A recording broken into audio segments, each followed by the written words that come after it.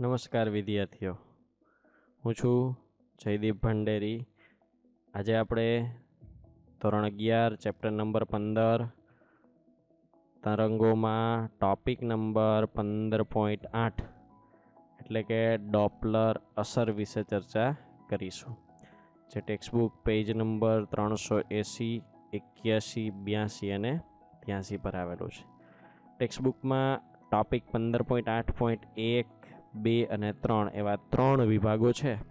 આપણે એક જ વિભાગમાં ત્રણેયની સાબિતી સાથે ધ્યાનમાં લેશું. તો સૌપ્રથમ ડોપલર અસરનો અર્થ સમજીએ. આવી અસર કઈ રીતે અસ્તિત્વમાં આવી, એક રોજિંદી ઘટના આપણે ધ્યાનમાં લઈએ. શું છે મિત્રો? ટ્રેન. ફાટક બંધ હોય, રેલવે ક્રોસિંગ બંધ હોય, આપણે ઊભા છીએ, ટ્રેનનું અવલોકન કરીએ છીએ. અહીંયા આપણે ઊભા હોઈએ ત્યારે ટ્રેનની વિશલ અથવા ટ્રેનના એન્જિનના અવાજની શું અનુભૂતિ થાય છે એ આપણે ધ્યાનમાં લેવાની છે. તો જ્યારે ટ્રેન આગળ જાય છે એટલે કે આપણી નજીક આવે છે ત્યારે ટ્રેન નજીક જેમ જેમ આવતી જાય એમ શું અનુભવાય છે? યસ, ધ્વનિ વધતો હોય એવું અનુભવાય છે. ધ્વનિ વધતો જાય છે. એના પછીની ઘટના, હવે ટ્રેન એક્ઝેક્ટ આપણી સામે છે. ટ્રેન તો પોતાની ગતિ ચાલુ જ રાખશે, આગળ જાય છે. ટ્રેન જેમ જેમ આગળ જાય છે એમ હવે આપણાથી દૂર જતી જાય છે. દૂર જતી જાય ત્યારે એના ધ્વનિ વિશે શું અનુભવાય છે? તો કે ત્યારે એવું અનુભવાય છે કે ધ્વનિ છે એ ઘટે છે. સૌથી અગત્યની વાત એ છે કે ટ્રેનના એન્જિનનો ધ્વનિ કે એના વિશલનો ધ્વનિ એટલો જ છે, એમાં કોઈ ફેરફાર થયો નથી. પરંતુ ગતિને કારણે અહીંયા જે ઊભેલો વ્યક્તિ છે એને ધ્વનિ કાં તો વધતો અનુભવાય છે કાં તો ઘટતો અનુભવાય છે. અને જ્યારે ટ્રેન ગતિ કરતી હોય ત્યારે જ આવું થાય છે. તો સ્ત્રોતની અથવા અવલોકનકાર કરનાર વ્યક્તિની ગતિ થાય ત્યારે ધ્વનિનો વધારો કે ઘટાડો અનુભવાય. એ અસર ડોપલર નામના વૈજ્ઞાનિકે સૌ પ્રથમ શોધી, એટલા પરથી એને ડોપલર અસર કહેવાય છે. વિદ્યાર્થીઓ અહીંયા યાદ રાખો કે મૂળ અવાજ બદલતો નથી, અનુભૂતિ બદલાય છે. તો એ કેટલી બદલાય છે એના માટે આપણે સમીકરણ ઉપર આવીએ. તો સૌપ્રથમ શબ્દોને વ્યાખ્યાયિત કરીએ. સૌપ્રથમ શબ્દ છે ઉદ્ગમ અથવા સ્ત્રોત, ઇંગ્લિશમાં કહેવાય સોર્સ. વક્તા, ઇંગ્લિશમાં કહેવાય સ્પીકર, ઉપરથી સંજ્ઞા એસ. કોને એસ વડે દર્શાવીશું? જે ધ્વનિનું ઉત્સર્જન કરે છે એને આપણે કહેશું સોર્સ. આગળના ઉદાહરણમાં ટ્રેન છે એ ધ્વનિનું ઉત્સર્જન કરતી હતી. એના પછી જે ધ્વનિ સાંભળે છે એને કહેશું નિરીક્ષક, ઇંગ્લિશમાં ઓબ્ઝર્વરનો ઓ. શ્રોતા, લિસનર, ઉપરથી એલ. ક્યારેક ઓબ્ઝર્વરનો ઓ હોય છે, ક્યારેક લિસનરનો એલ હોય છે. આપણે અહીંયા એનસીઆરટી ટેક્સ્ટબુક મુજબ ઓબ્ઝર્વરના ઓથી આ ઘટના સમજીશું. ધ્વનિ, ધ્વનિની ઝડપ નિશ્ચિત છે, એ કોઈ કાળે બદલાતી નથી. કેટલી હોય છે? વી જેટલી હોય છે, અચળ છે. એ કોઈ સંજોગોમાં બદલી શકાય નહીં. એટલે એને એક સમીકરણમાં આપણે ક્યાંય બદલાવીશું નહીં, અચળ જ રાખીશું. વ્યક્તિ જે ધ્વનિ સાંભળે છે એટલે કે ઓબ્ઝર્વર ઓ, જેની ઝડપને આપણે વી પાછળ ઓ વડે લગાડી અને દર્શાવીશું. વ્યક્તિની એટલે કે નિરીક્ષકની ઝડપ વી ઓ. ત્યારબાદ સ્ત્રોત જે ધ્વનિનું ઉત્સર્જન કરે છે એની ઝડપ છે એને દર્શાવીશું આપણે વી એસ વડે. વીની પાછળ સ્ત્રોતનો એસ, એ ધ્વનિનું ઉત્સર્જન કરે છે. ધ્વનિ આટલા વિભાગમાં જ દર્શાવ્યો છે. ખરેખર દરેક જગ્યાએ ધ્વનિ છે. હું બોલું છું તો મારી આગળના વ્યક્તિને સંભળાય છે, પાછળના વ્યક્તિને પણ સંભળાશે, ડાબી બાજુના વ્યક્તિને પણ સંભળાશે, જમણી બાજુના વ્યક્તિને પણ સંભળાશે, ઉપર રહેલા વ્યક્તિને પણ સંભળાશે, નીચે રહેલા વ્યક્તિને પણ સંભળાશે. પરંતુ આપણે આ ધ્વનિ કોને સંભળાવવાનો છે? તો કે માત્ર ને માત્ર નિરીક્ષક પૂરતો ધ્યાનમાં લેવાનો છે. એટલે આપણે ધ્વનિનો એવો જ ભાગ લીધો જે નિરીક્ષક તરફ જવાનો છે. બાકીના ભાગની ચર્ચા કરવાની જરૂરિયાત નથી. જ્યારે પ્રારંભિક સ્થિતિ છે ત્યારે એમની વચ્ચેનું અંતર કેપિટલ એલ જેટલું છે. અહીંયા ધ્વનિની ઝડપ છે એ કેપિટલ વી જેટલી નિશ્ચિત રહેશું, આ જ દિશામાં લેશું. તો એલ જેટલા અંતરે નિરીક્ષક અને સ્ત્રોત બંને ઊભા છે. આ જે સ્થિતિ છે એ પ્રારંભિક સ્થિતિ છે, જ્યારે કોઈ પણ પ્રકારની ઘટના થતી નથી. અહીંયા ઘણા બધા કિસ્સાઓ શક્ય છે. ઓબ્ઝર્વર જમણી બાજુ જાય, ઓબ્ઝર્વર ડાબી બાજુ જાય, એવું જ સ્ત્રોત જમણી બાજુ જાય, સ્ત્રોત ડાબી બાજુ જાય, બે એકબીજાની નજીક આવે, બંને એકબીજાથી દૂર જાય. આવી ઘણી બધી સ્થિતિઓમાંથી કોઈ એક સ્થિતિ આપણે લઈએ છીએ, જેને આપણે અંતિમ સ્થિતિ એવું નામ આપીશું. તો ધ્યાનથી વિદ્યાર્થીઓ જોજો, હવે આપણા સમીકરણ મેળવવાની સાચી પ્રક્રિયા શરૂ થાય છે. થોડુંક કોન્શિયસલી જોવું પડે એવું ખરું, જેથી કરીને આપણને ક્યાંય અગવડ ન પડે. ફરીથી પ્લે કરું છું. સૌથી પહેલાં આપણે ઓબ્ઝર્વરને જોવાનો છે. ઓબ્ઝર્વરનું પ્રારંભિક સ્થાન છે એ O1 છે, પછીનું સ્થાન છે એ O2 છે. ક્યાં ગયો? ફરી પાછું જમણી બાજુ જાય છે. ક્લિયર? ચાલો હવે સ્ત્રોતને આપણે જોશું. સ્ત્રોત પ્રારંભમાં અહીંયા છે, ત્યાંથી ક્યાં ગયો? એ પણ જમણી બાજુ ગયો. ઓબ્ઝર્વર જમણી બાજુ જાય છે, સ્ત્રોતે જમણી બાજુ જાય છે. ધ્વનિ તો આપણે વાત થઈ એમ ફિક્સ જ છે, અચળ જ છે. અને કઈ દિશામાં જવાનું છે એને તો ફરજિયાત નિરીક્ષક પાસે જ પહોંચવાનું છે. એટલે ધ્વનિની દિશા એની એ જ રહેશે. હવે આ ઘટનામાં અંતર કેવી રીતે બદલે છે એ ધ્યાનમાં લઈએ. તો સૌ પ્રથમ અહીંયા વાત કરીએ તો અહીંથી અહીંયા પહોંચવા માટે આપણે જે સમયગાળો આપીએ છીએ એને આપણે નામ આપીએ T0. T0 જેટલો સમય આપીએ તો અંતર કેટલું કાપે? તો કે અંતરનું સામાન્ય સમીકરણ ઝડપ ગુણ્યા સમય. સ્ત્રોતની ઝડપ કેટલી? Vs જેટલી. તો ઝડપની બદલે Vs, સમય T0, Vs into T0. સ્ત્રોતે S1 થી S2 સુધી કરેલું સ્થાનાંતર Vs ઇન્ટુ T0. એ જ રીતે નિરીક્ષક O1 થી O2 સુધી જાય છે એ જ સમયગાળામાં, તો એણે કાપેલું અંતર સેમ સમીકરણ ઝડપ ગુણ્યા સમય. નિરીક્ષકની ઝડપ છે Vo, સમય છે To. Vo ગુણ્યા To અથવા T0.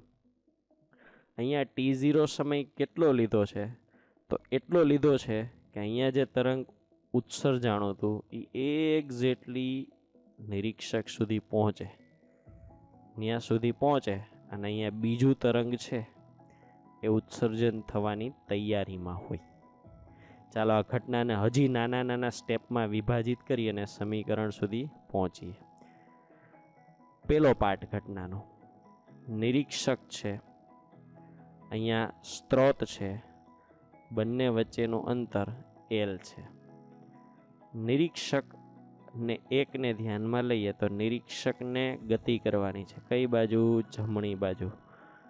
ધ્યાનથી જો, જમણી બાજુ એ ગતિ કરી ગઈ. જમણી બાજુ એણે ગતિ કરી. ચાલો ધ્વનિ તરંગને ધ્યાનમાં લઈએ. ધ્વનિ તરંગ છે અહીંથી ગતિ કરશે. કઈ બાજુ જવાનું છે? એને જવાનું છે નિરીક્ષક તરફ. તો ધ્વનિ તરંગ છે નિરીક્ષક તરફ જાય છે. નિરીક્ષક જમણી બાજુ જાય છે. નિરીક્ષકની ઝડપ V0, Vo, ધ્વનિની ઝડપ V. ચાલો સમીકરણ પ્રથમ જે ધ્વનિ તરંગ ઉત્સર્જાણું એને એસ થી ઓ પહોંચવા લાગતો સમય. તો બેઝિક સમીકરણ શું છે? ઝડપ ઇઝ ઇક્વલ ટુ અંતરના છેદમાં સમય. એમાં આપણે સમય જોઈએ છે તો એને કરતા બનાવવા ડાબી બાજુ લઈએ તો સમય ઇઝ ઇક્વલ ટુ અંતરના છેદમાં ઝડપ. સમય t0, અંતર કેટલું છે? તો કે પ્રારંભમાં બંને વચ્ચે અંતર હતું l. ઝડપ, નિરીક્ષક જમણી બાજુ આવે છે, ધ્વનિ ડાબી બાજુ જાય છે. વિદ્યાર્થીઓ યાદ કરો ચેપ્ટર 3નો છેલ્લો ટોપિક સાપેક્ષ વેગ. વ્યક્તિ 3 મીટર પર સેકન્ડની ઝડપથી જમણી બાજુ જાય અને બીજું સામે 2 મીટર પર સેકન્ડની ઝડપથી આ બાજુ આવે તો બે એકબીજાની નજીક આવે એ ઝડપ કેટલી થાય? તો કે સામે સામે આવે એટલે સરવાળો થાય 3 અને 2 5. કદાચ યાદ ન આવે તો ટોપિક ખોલીને ચેક કરી લેવો. અર્થાત ઝડપમાં આપણે મૂકીશું v પ્લસ vo. તો પ્રથમ તરંગ છે એ ઓબ્ઝર્વર સીધું પહોંચ્યું ત્યાં સુધીનો સમય હતો to is equal two l છેદમાં v પ્લસ v0. અહીંયા નિરીક્ષકને આપણે ગતિ કરાવડાવી દીધી. હવે બીજો પાર્ટ છે સ્ત્રોતને ગતિ કરાવવી છે. એટલે ઘટનાને ફરી પાછી ડિટેલમાં લઈએ. ઓબ્ઝર્વર પોતાની જગ્યા બદલાવીને અહીંયા આવે છે, સ્ત્રોત પોતાની જગ્યા બદલાવીને અહીંયા આવે છે અને ધ્વનિ તરંગ પેલું જે ધ્વનિ તરંગ હતું અહીંથી ગતિ કરીને અહીંયા સુધી પહોંચ્યું. નેક્સ્ટ આ સાથે સંકળાયેલા અંતરોમાં પેલું તરંગ પહોંચી ગયું, બીજું તરંગ ઉત્સર્જન થઈ અને ગતિ કરવાની તૈયારીમાં છે. ક્યાંથી? S2 સ્થાનેથી. તો આ જે સ્થાનાંતર હતું એમનું અંતર કેટલું? તો કે t0 સમયમાં અંતર થતું હતું vs ઇન્ટુ t0, જે આપણે આગળ સાબિત કર્યું છે. ત્યારબાદ નિરીક્ષકે કેટલું અંતર કાપ્યું? તો કે એટલા જ સમયમાં અંતર vo ઇન્ટુ t0, ઓબ્ઝર્વરની ઝડપ. અહીંયા સ્ત્રોત હતું તો સ્ત્રોતની ઝડપ લખી, અહીંયા ઓબ્ઝર્વર નિરીક્ષક છે તો એની ઝડપ લખી. આટલું અંતર કાપ્યું. બંને વચ્ચેનું પ્રારંભમાં અંતર કેટલું હતું? l જેટલું હતું. l જેટલું અંતર હતું જે પ્રારંભિક અંતર છે. તો આપણે નિર્દેશન લઈ લઈએ. અહીંયા ડોટેડ લાઈન દર્શાવી અને હવે આપણે પ્રારંભિક સ્થાનની જરૂર નથી એટલે એને આપણે જવા દઈએ. એ જ રીતે S1 એની પણ જરૂર નથી એટલે ડોટેડ લાઈન કરીને એ ભાગ પણ જવા દઈએ. આ અંતર છે l જેટલું છે. હવે આપણે જરૂર છે એ ભાગ માટે નિરીક્ષક આ સ્થાન પર છે અને સ્ત્રોત આ સ્થાન પર છે. એમની વચ્ચેનું અંતર આટલું થશે એ જોઈએ છે. તો પહેલાં આ ભાગની વાત કરીએ તો આટલો ભાગ છે એ l લંબાઈનો છે. એમાંથી કેટલું નથી જોતું? તો કે આટલો વિભાગ નથી જોતો. એટલો વિભાગ નથી જોતો એ કેટલો છે? તો કે VOT0. તો પેલા પાર્ટ માટે L માંથી VOT0 બાદ કરી નાખીએ, જે અહીંથી અહીંયા સુધીની લંબાઈ આપશે. હવે હજી બીજો પાર્ટ બાકી રહ્યો આટલો, જે તૈયાર જ છે. કેટલો છે? VST0. VST0. હવે જે ધ્વનિ તરંગ ઉત્સર્જાણું બીજું એને S2 થી O2 સુધી પહોંચવું છે. તો એ દ્વિતીય ધ્વનિ તરંગને S થી O સુધી પહોંચવા લાગતો સમય કેટલો? એને નામ આપું T1. કેટલો સમય લાગે? તો જો સિમ્પલ ઉદાહરણ, 0 સેકન્ડ અહીંથી ઉત્સર્જાણું, એ 3 સેકન્ડ અહીંયા પહોંચ્યું. 3 સેકન્ડ અહીંયા પહોંચ્યું એટલે બીજું તરંગ S2 એથી ઉત્સર્જાણું. એ ધારો કે 8 સેકન્ડ અહીંયા પહોંચ્યું. 8 સેકન્ડ અહીંયા પહોંચ્યું તો ટોટલ ટાઈમ પહેલાને પહોંચવાની 3 સેકન્ડ અને બીજાને પહોંચવાની બીજી 8, ટોટલ 11 સેકન્ડે પહોંચ્યું. તો અહીંયા આપણે એ જ લઈએ. પહેલું કેટલા ટાઈમે પહોંચ્યું હતું? T0. બીજું કેટલા સ્થાને પહોંચશે? તો કે સમય ઇઝ ઇક્વલ ટુ અંતરના છેદમાં ઝડપ. હવે અંતર કેટલું? આટલું લેવાનું થશે. L minus VOT0 plus VST0 ભાગ્યા ઝડપ. ઝડપ કેટલી? તો કે ધ્વનિની ટોટલ અથવા ચોખ્ખી ઝડપ કેટલી લેવાની છે? v plus v0. હવે સાદુરૂપ આપીએ, t0 એમનેમ રહેશે, પણ અહીંયા t0 છે, અહીંયા t0 છે, એટલે l પ્લસ બેમાંથી t0 કોમન કાઢી નાખીએ તો vs પ્લસ છે અને v0 માઇનસ છે. l plus t0 vs minus v0 છેદમાં v પ્લસ v0. તો આ પહેલા તરંગ માટેની સ્થિતિ છે, આ બીજા તરંગ માટેની સ્થિતિ છે. એ સમીકરણોને આપણે અહીંયા લઈ અને આગળ વધારીએ. t0 is equal two l upon v plus v0 અને t1 મળ્યા t0 plus l plus t0 vs minus v0 upon v plus v0. પેલું તરંગ પહોંચે એના પછીનું બીજું તરંગ પહોંચે. એક તરંગ પછી બીજા તરંગને પહોંચવા માટેનો સમયનો તફાવત એ કોના જેટલો હોય? આવર્તકાળ જેટલો. કારણ કે આવર્તકાળની વ્યાખ્યામાં આપણે કીધું કે એક તરંગને પહોંચવા લાગતો સમય. તો પેલું પહોંચ્યું t0 એ અને બીજું પહોંચવાનું છે t1 એ. તો એ બે વચ્ચેનો જે તફાવત છે એ પરિણામી તરંગ માટે આવર્તકાળ બનશે. એટલે t is equal two t1 minus t0. t1 તરીકે કિંમત આપણી પાસે જે છે એ જ મૂકીએ, t0 plus l plus t0 vs minus v0 છેદમાં v પ્લસ v0 અને t0 તરીકે t0 એમને મૂકી દઈએ. t0 બે કેન્સલ, બાકી l t0 vs minus v0 છેદમાં v પ્લસ v0. l ની કિંમત મૂકીએ. ક્યાંથી મૂકીશું? અહીંથી l એમનેમ રાખીએ અને આને સામે જવા દઈએ તો t0 સાથે v પ્લસ v0 ગુણાકારમાં આવી જશે. તો t0 સાથે v પ્લસ v0 નો ગુણાકાર કોની બદલે? l ની બદલે. t0 vs માઇનસ v0 એમનેમ રાખ્યા, છેદમાં v પ્લસ v0 પણ એમનેમ રાખ્યા. હવે ધ્યાનથી જો વિદ્યાર્થીઓ, t0 પ્લસ v0 અને t0 માઇનસ v0 અર્થાત v0 વાળા પદો કેન્સલ. તો બાકી શું રહ્યું? તો કે v વાળું પદ રહ્યું અને અહીંથી vs વાળું પદ રહ્યું. t0 v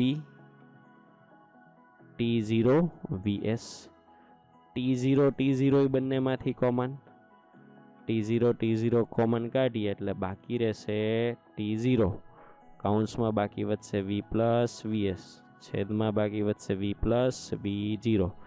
તો આ જે આવર્તકાળ છે એ કયો છે? તો કે ગતિને કારણે નિરીક્ષકને જે અનુભવાય છે એ આવર્તકાળ છે.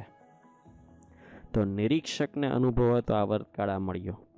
આપણે આવૃત્તિ સુધી પહોંચવું છે તો આવર્તકાળ કેટલો થાય? તો કે આવૃત્તિના વ્યસ્ત જેટલો થાય. આવર્તકાળ ઇઝ ઇક્વલ ટુ 1 અપોન આવૃત્તિ. તો t ની બદલે મૂકીએ 1 અપોન v, t0 ની બદલે 1 અપોન v0. ધ્યાનથી જોજો વિદ્યાર્થીઓ, આ સ્મોલ v છે આવૃત્તિનો, આ ઝડપનો કેપિટલ v છે. બાકીનો ભાગ એમનેમ v પ્લસ vs છેદમાં v પ્લસ v0 વ્યસ્ત કરી નાખીએ. v અંશમાં જતો રહેશે, v0 અંશમાં જતું રહેશે, v પ્લસ vo અંશમાં જતો રહેશે, v પ્લસ vs છેદમાં. આ જે આવૃત્તિ છે કઈ છે? તો કે નિરીક્ષકને અનુભવાતી આવૃત્તિ. હવે જે વાસ્તવિક આવૃત્તિ છે, ટ્રેન ખરેખર જે અવાજ ઉત્પન્ન કરે છે એની આવૃત્તિ v0 છે અને વ્યક્તિને સંભળાય છે v જેટલી. તો આ થયું ડોપલર અસરનું સમીકરણ. હવે જેડબલ,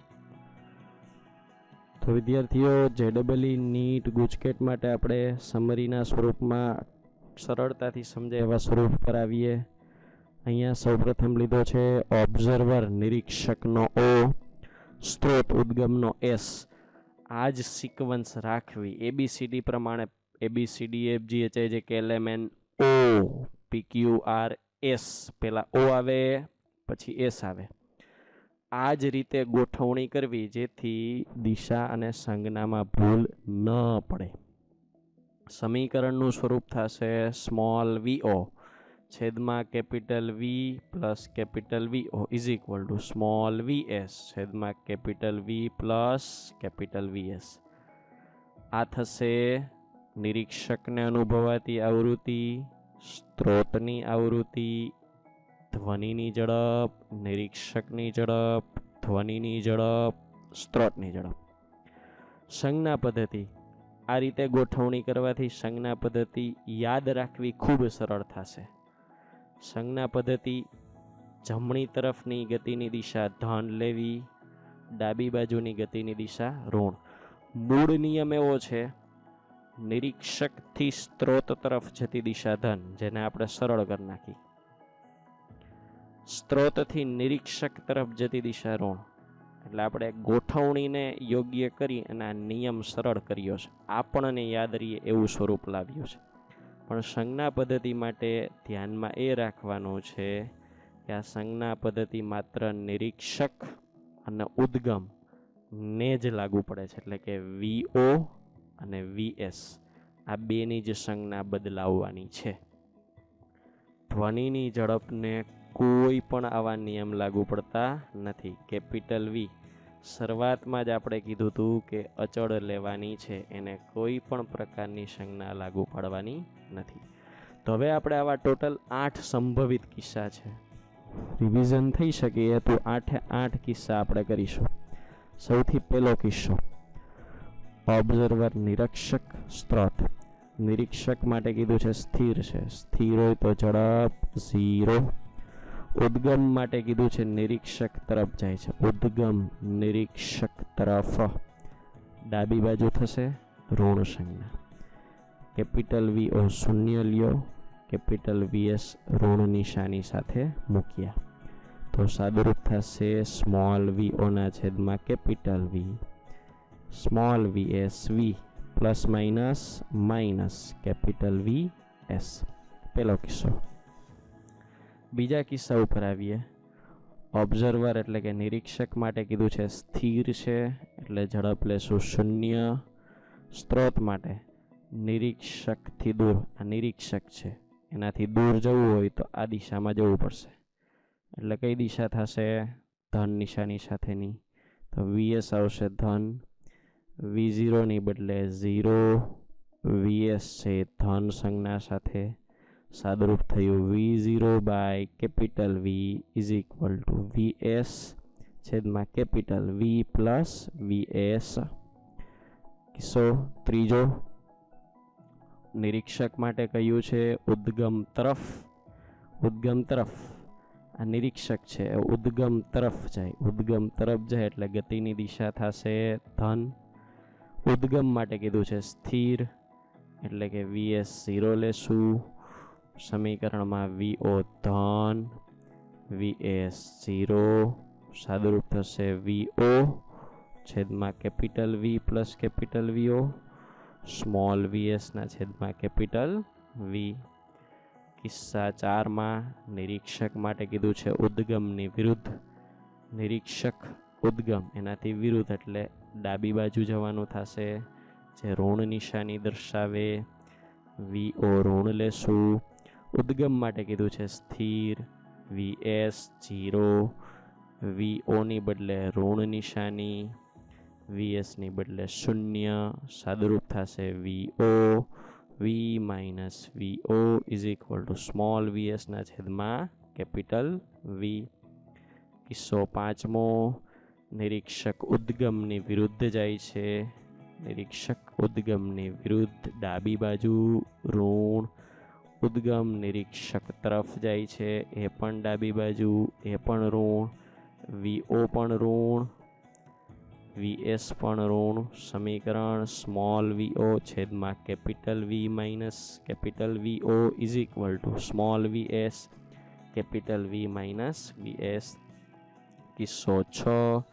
નિરીક્ષક ઉદ્ગમની વિરુદ્ધ, નિરીક્ષક ઉદ્ગમ એની વિરુદ્ધ ડાબી બાજુ ઋણ નિશાની, ઉદ્ગમ નિરીક્ષકની વિરુદ્ધ, બે એકબીજાની વિરુદ્ધ આ જમણી બાજુ જાય છે, એની નિશાની થશે ધન, વીઓ ની બદલે ઋણ નિશાની, વીએસ ની સાથે ધન નિશાની. Small v0 capital V minus capital V0 is equal to small V S capital V plus VS.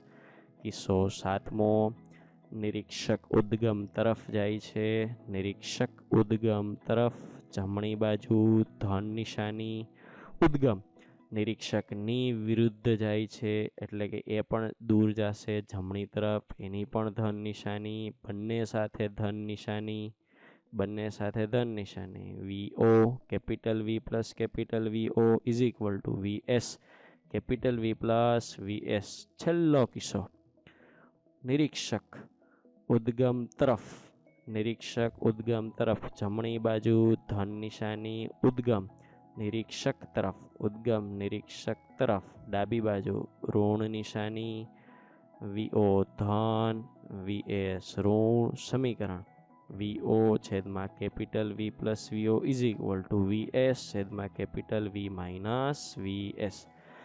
વિદ્યાર્થીઓ શાંતિથી થિયરી લખી ફરી પાછી એક વખત પ્રોપર રિવિઝન કરવું.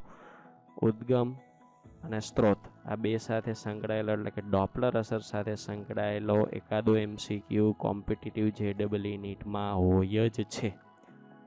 Thank you. સબસ્ક્રાઈબ કરવાનું ભૂલશો નહીં તથા અન્ય મિત્રોને શેર કરજો. આભાર.